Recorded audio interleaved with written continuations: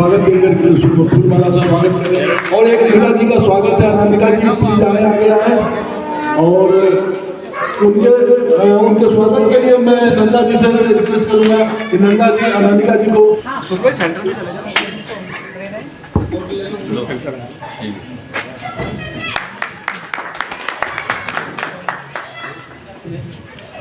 आइए साथियों, एक बार जोर से बोले हम लोग, भारत माता की, भारत माता की वंदे वंदे।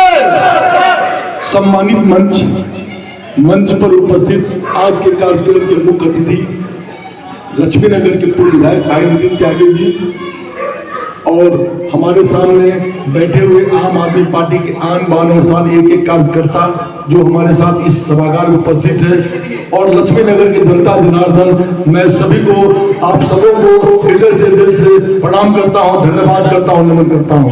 साथियों, आज का हमारा कार्यक्रम मैं भी केजरीवाल जनसंवाद है। मैं इस कार्यक्रम के बारे में बस एक दो चीज बोलना चाहता हूं। सबसे पहली बात तो यह है कि ये जो मैं भी कार्यक्रम केजरीवाल कार्यक्रम में हम इसलिए यहाँ पे पहले हम लोग 1 महीने तक डोर टू डोर किए हैं।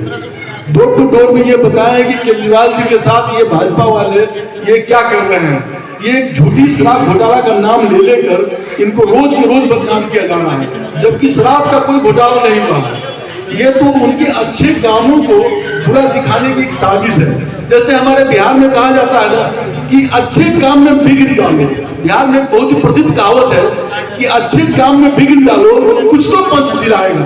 तो ये कुछ तो पंच दिलाएगा वाली कहानी हमारी टीवी कर रही है, गोदी मीडिया कर रही है। माता की आप सभी का बहुत बहुत स्वागत है, बहुत बहुत धन्यवाद है। इतनी ठंड में आप लोगों ने समय निकाला, रिकॉर्ड तो ठंड पड़ रही है।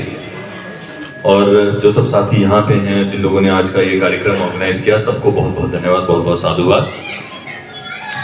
अभी सब लोग बता रहे थे कि किस तरीके की साजिश चल रही है हमारे देश में। एक्चुअली साजिश चल ही रही है, इस तरीके से साजिश चल रही है। एक छोटी सी आप लोगों को एक्चुअल खबर बताते हुए मैं उस साजिश के बारे में बात करूंगा। तमिलनाडु में 2 किसान थे। एक का नाम कन्हैया जिसकी उम्र 72 साल, उसका छोटा भाई कृष्णा जिसकी उम्र 66 साल। उन दोनों को ईडी का सम्मन आया और ईडी के सम्मन में जब रेड उनके ऊपर पड़ी तो दोनों के खाते में टोटल मिला के 450 रुपए मिले। कितने भैया? 450। एक बार बता दें, सब लोग को सुनाई दे रहा है ना? कितने? 450। और उन्होंने एक पुराने केस का हवाला देते हुए उन्हें तमिलनाडु से दिल्ली बुलाया समन करके। केस था जो खेती के चारों तरफ बाढ़ लगाई थी, उसमें करंट लगने से 2 भैंसें मर गई थी। इस पे ईडी ने केस किया।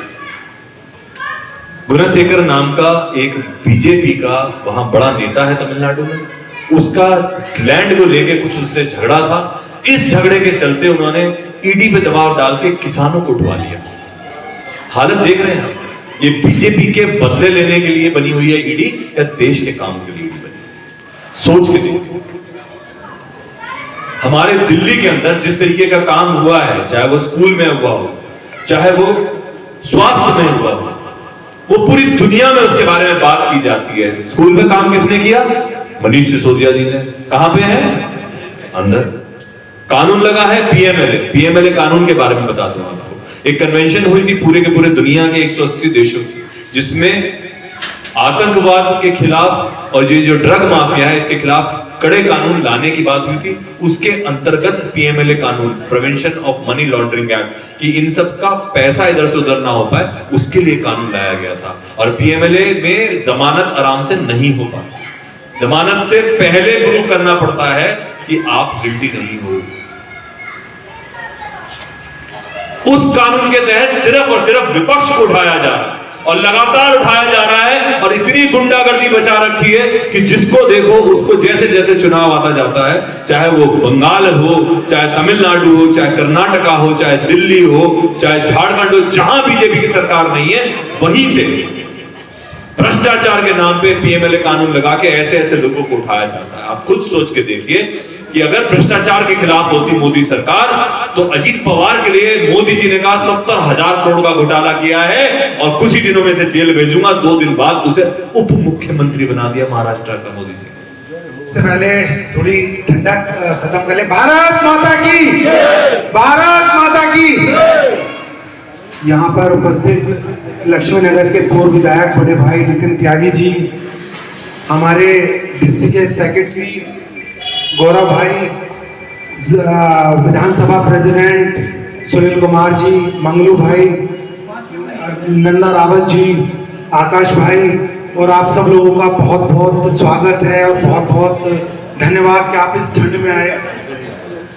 देखिए, बाबा साहब भीमराव अंबेडकर ने जब संविधान लिखा था तो उन्होंने लिखा था कि कोई भी दल अगर राजनीति में है और उसके पास सत्ता है तो वो छोटे दल को गलत तरीके से दबाएगा नहीं, कुचलेगा नहीं, सबकी समान भावनाएं रहनी चाहिए। लेकिन आज एक अहंकारी सत्ताधारी पार्टी भारतीय जनता पार्टी एक हमारे छोटे से दल को दबाना चाहती है। अहंकार में इतना चूर हो गई है कि उसे संविधान की भी परवाह नहीं है और संविधान से ऊपर होकर ईडी को पीछे लगाकर हमारे नेताओं को दबाना चाहती है, हमारी आवाज दबाना चाहती है। हमारे एमएलए साहब नितिन त्यागी जी, मैं ये मानता हूँ कि हम में से हर एक आदमी बहुत अच्छी तरह नितिन त्यागी जी को जानता है।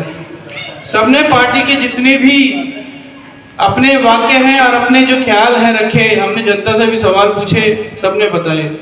मैं एक चीज तो अपने तरफ से कहना चाहता हूं कि जो कानून और जिस कानून के तहत केजरीवाल जी और हमारे जितने भी मंत्री हैं उनको जेल लेके जाया जा रहा है, क्या ये सही है? ये हमारे अधिकारियों को हनन नहीं है? कल के दिन कोई भी आदमी अगर आपसे दुश्मनी रखता है और वो कंप्लेंट करते हैं, सीधा आपको जेल भेज दिया जाएगा। क्या ये सही है? ये सिर्फ ईडी का उपयोग करके हमारे पूरी सरकार को गिराने की कोशिश की जा रही है। और जैसे कि आप सभी ने बताया कि अगर केजरीवाल जी जेल गए तो वो सरकार जेल से ही चलाएंगे और हम सब उनके साथ हैं। बहुत बहुत धन्यवाद आपका सभी यहाँ आने के लिए।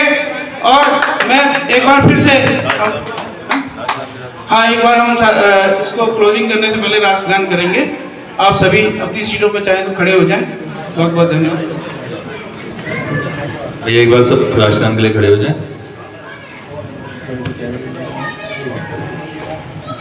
जन गण मन अधिनायक जय हे भारत भाग्य विधाता, पंजाब सिंध गुजरात मराठा द्राविड़ उत्कल बंगा, विंध हिमाचल यमुना गंगा, उच्छल जलधि तरंगा।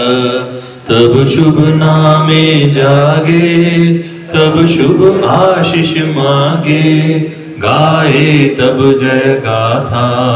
जन गण मंगलदायक जय हे भारत भाग्य विधाता, जय हे